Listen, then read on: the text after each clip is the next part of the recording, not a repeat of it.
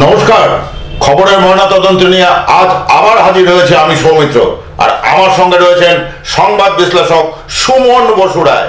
আজ কিন্তু ছিল চতুর্থ দফায় নির্বাচন, আর বিকেল 5টা পর্যন্ত যে নির্বাচন ছিল চতুর্থ দফায়, সেখানে কিন্তু বোলপুরে পড়েছে 70.77%, বহরমপুরে 75.36%, কৃষ্ণনগরে 77.29%, রানাঘাটে 77.46%, বর্ধমান পূর্ব 77.36%, বর্ধমান দুর্গাপুর 75.02%, আসানসোল 69.43%, আর বীরভূম 75.45%।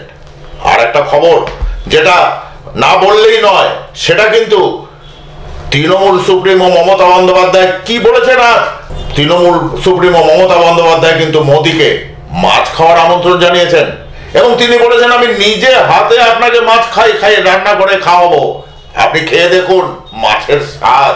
আর আপনি যদি ধোকলা ধোসা আমাকে খেতে বলেন, আমিও খাবো, কারণ এগুলো খেতে আমরা অভ্যস্ত, আমরা সবকিছু খেতে অভ্যস্ত। তাই তৃণমূল সুপ্রিমো কিন্তু নরেন্দ্র মোদীকে মাছ খাওয়ার আমন্ত্রণ জানালেন। আমরা বিস্তারিত শুনবো সুমন বসু রায়ের কাছ থেকে। দেখেন, প্রথমেই বলি, আজকে কিন্তু চতুর্থ দফার নির্বাচন ছিল।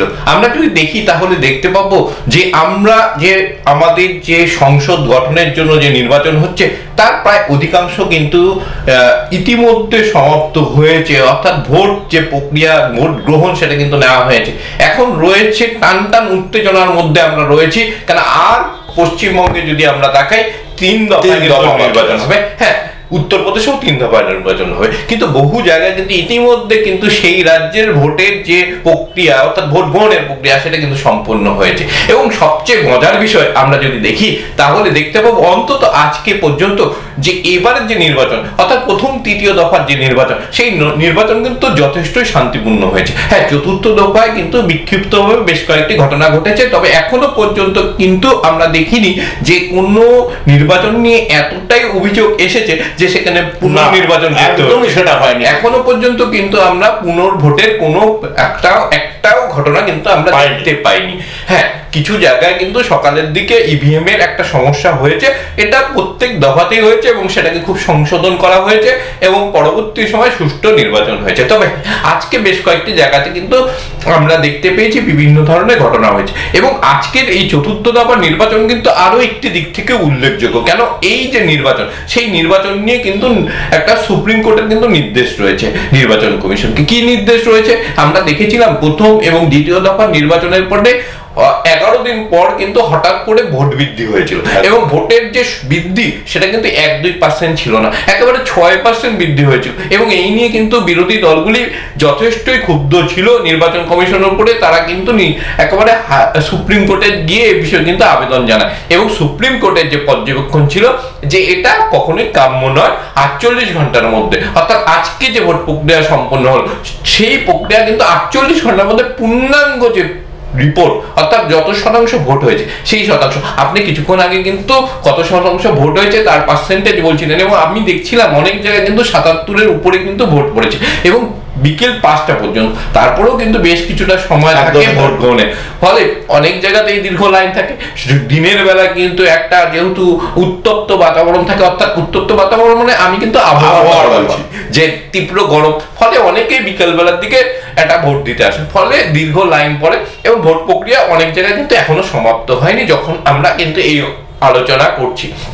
অর্থাৎ আগামীকাল হয়তো আমরা আশা করব যে রিপোর্ট আসবে, সেখানে কিন্তু অনেক জায়গায় 80% বেশি কিন্তু ভোট পড়বে, এবং এটা অত্যন্ত উল্লেখযোগ্য বিষয় যে এবারের যে নির্বাচনে আমরা দেখেছিলাম যে 11 দিন পরে ভোট বৃদ্ধি হচ্ছিল, সেটা কিন্তু আর সম্ভব হবে না।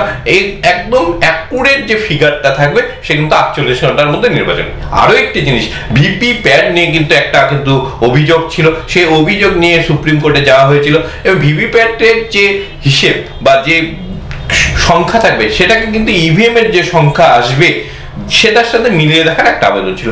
সুপ্রিম কোর্ট কিন্তু সেই আবেদন নাকচ করে দিয়েছে।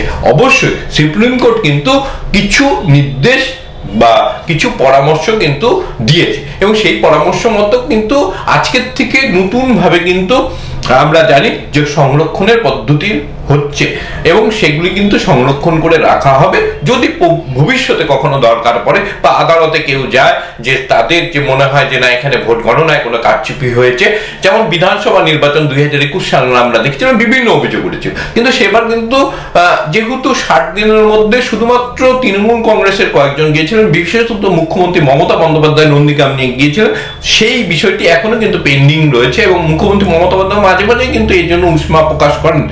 এবং আমরা যদি দেখতে পাই, আশা করব যে আগামী দিনে এতটা দীর্ঘ সময় লাগবে না এবং ভিভিপ্যাটগুলি সংরক্ষিত থাকবে। কেউ যখন আদালতে যাবে সেগুলিকে অবশ্যই যাতে মিলিয়ে দেখা হয়, যাতে এই যে বিতর্ক, এই বিতর্ক একেবারে নির্মূল হয়ে যায়। এবং সেই জন্য কিন্তু আজকে এই দুটো বিষয় অত্যন্ত গুরুত্বপূর্ণ। তার মধ্যে আপনি যে মজাদার বিষয়টি বললেন সেটি হচ্ছে মুখ্যমন্ত্রী মমতা ব্যানার্জি এবং আমাদের ভারতের যে প্রধানমন্ত্রী তাকে কিন্তু আমন্ত্রণ জানিয়েছেন, মাছ খাওয়ার আমন্ত্রণ জানিয়েছে এবং সেই সঙ্গে তিনি বলেছেন নিজের হাতে রান্না করে খাওয়াবেন এবং স্বাদ কেমন লাগে সেটা কিন্তু তাকে জানাতে হবে।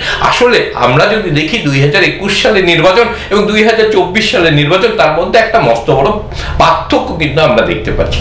2021 সালের নির্বাচনে কিন্তু একটা বাতাবরণ, মানে বাক বিনিময়ের ক্ষেত্রে একটা কিন্তু তপ্ত একটা পরিবেশ কিন্তু তৈরি হয়েছিল। মুখ্যমন্ত্রী মমতা ব্যানার্জি যেমন বিজেপির যারা কেন্দ্রীয় নেতা, বিশেষত আমরা যদি দেখি প্রধানমন্ত্রী এবং স্বরাষ্ট্রমন্ত্রী তখন অমিত শাহ, তাদেরকে কিন্তু বিভিন্নভাবে হদল কুতকুত বা কিম্বুত কিদাকার।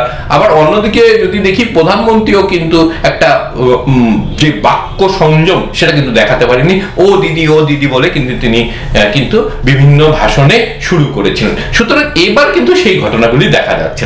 এবার কিন্তু তার বদলে একটা সুষ্ঠু পরিবেশ, একটা সুন্দর পরিবেশের মধ্যে কিন্তু আমরা দেখতে পাচ্ছি হচ্ছে হ্যাঁ মুখ্যমন্ত্রী প্রধানমন্ত্রীর অনেক বিষয় কিন্তু সমালোচনা করছে, তার পছন্দ হয়নি।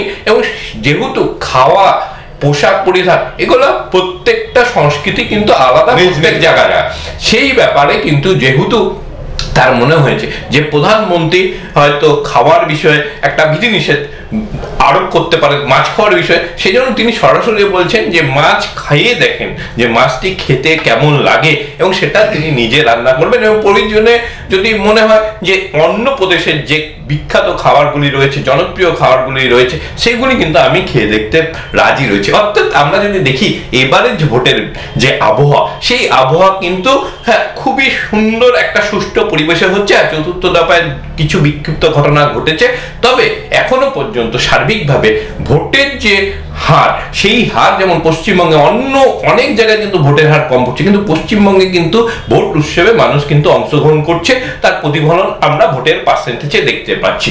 একই সঙ্গে কিন্তু আমরা দেখতে পাচ্ছি যত এগিয়ে চলছে পর্ব এবং তত কিন্তু একটা বিভিন্ন ধরনের একটা বক্তব্য, পাল্টা বক্তব্য এবং সেগুলি কিন্তু এবার রুচিশীলতার মধ্যেই হচ্ছে, যেটা খুবই ভালো বিষয়। হ্যাঁ, আজকের যে নির্বাচন হয়ে গেল সেই নির্বাচনে আমার মনে হয় বেশ কয়েকটি জায়গায় কিন্তু একটা অভিযোগ থাকবে এবং তৃতীয় দফা পর্যন্ত যেমন আমরা কিন্তু কোনো পুনর্নির্বাচন দেখিনি বা কোনো বুথে, হয়তো আগামী দিনে আমরা সেটাও কিন্তু চতুর্থ দফায় দেখতে পাবো। চতুর্থ দফায় যেমন দুটি বিষয় অত্যন্ত গুরুত্বপূর্ণ, 1 নম্বর ভিভিপ্যাট সংরক্ষণের ক্ষেত্রে আর 2 নম্বর হচ্ছে ভোটের যে পার্সেন্টেজ সেটা জানানোর ক্ষেত্রে কমিশনের কাছে যে সুপ্রিম কোর্টের যে নির্দেশ, সেই নির্দেশ বলে তাদের কিন্তু 48 ঘন্টার মধ্যে পাঠাতে হবে। অর্থাৎ হঠাৎ করে 15 দিন 20 দিন পরে কিন্তু ভোট বৃদ্ধির আর কোনো সম্ভাবনা থাকলো না, এটাই আসার কথা। একদমই আপনারা কিন্তু শুনলেন সংবাদ বিশ্লেষক সুমন বসুরায়ের কথা। আর মাত্র 3 দফায় ভোট কিন্তু বাকি আছে, তারপরেই কে সিংহাসনে যাবেন সেই ব্যাপার কিন্তু চলে আসবে এবং আমরা নজর রাখছি এবং আমরা আপনাদের সাথে আছি এবং সব সময় প্রতিটা ভোট নিয়ে আমরা আপনাদের সাথে থাকবো। আজকের মতন এখানে শেষ করছি, নমস্কার।